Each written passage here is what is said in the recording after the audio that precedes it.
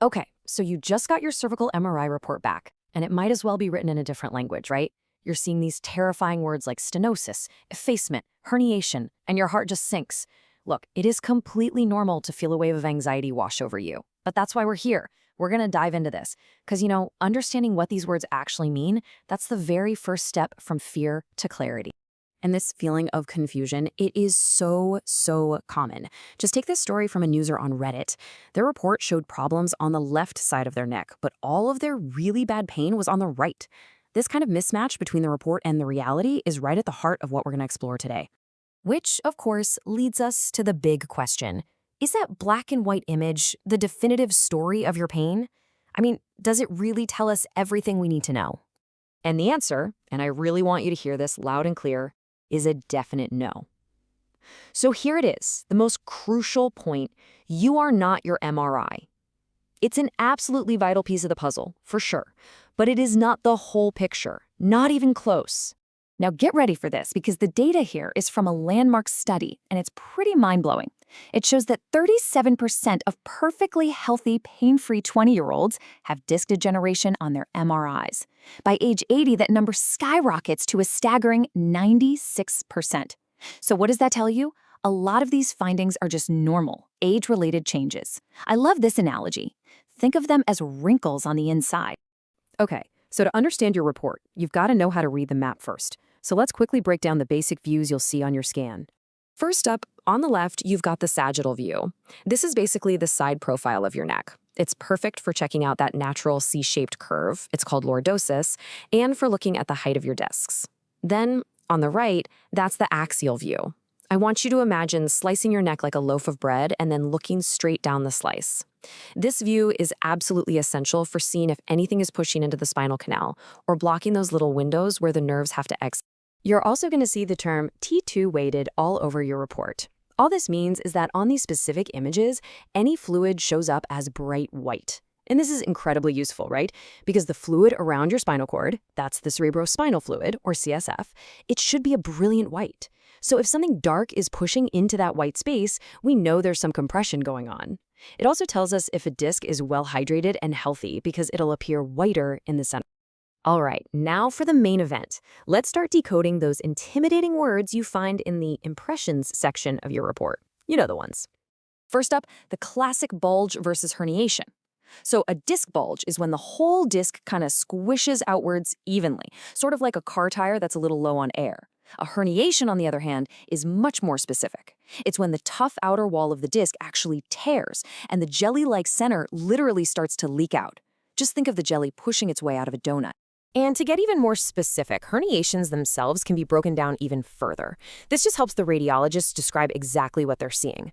A protrusion is when the base of that herniated jelly is still wider than the part that's sticking out.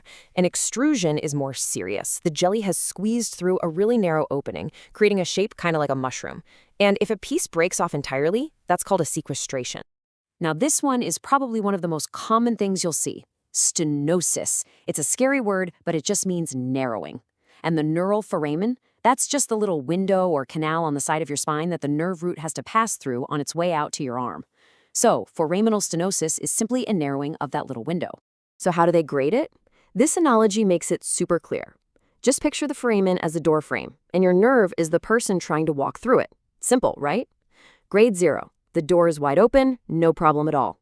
Grade 1, okay, the door is narrowing, but there's still room to get by. But grade 2, now the door is more than 50% closed. That nerve is getting seriously squeezed. Effacement of the CSS space, I mean, it sounds terrifying, but the concept is actually pretty simple. Remember that bright white fluid from the T2 image? Effacement just means something is pushing on that fluid-filled sac. The water balloon analogy is just perfect. You press on it, the fluid gets displaced, but the balloon itself isn't necessarily damaged. Now let's talk about something that can be really frustrating. Your report says your findings are only mild, but your pain is totally off the charts. Why does that happen? Well, there are a few hidden culprits that don't always get the spotlight. One of the biggest ones is an annular tear. You might see it called a high-intensity zone, or HIZ, on a report. This is just a small rip in the tough outer wall of the disc. Now here's the thing. Even without a big dramatic herniation, this little tear can leak highly inflammatory proteins from inside the disc. This chemical irritation of the nerve root is called chemical radiculitis. And let me tell you, It can cause excruciating pain with very little to actually see on the MRI. Another thing you might see are modic changes. Now, these aren't changes in the disc itself, but in the bone, the vertebra right next to the disc. Type 1 means there's inflammation and swelling in the bone marrow, and that can definitely be linked to pain. Type 2 shows that fatty tissue has started to replace the marrow. And type 3 is bone sclerosis, which is just a hardening of the bone. They're basically signals of the stress that bone is under. Okay, we have spent a lot of time trying to de-escalate these scary words, but it is just as important to know when you should be concerned. So let's talk about the red flags. But first, let's just repeat that crucial point one more time. The vast majority of findings on your MRI, the bulges, the mild stenosis, all of it are usually just those normal age-related wrinkles on the inside. On their own, they are not a reason to panic. However, and this is a big however, there is a critical difference between a nerve root getting pinched, which causes pain or numbness down one arm, and the spinal cord itself getting compressed. That condition is called myelopathy. And that is a serious neurological situation that should never, ever be ignored. If you experience any of these symptoms, you need to seek medical care right away.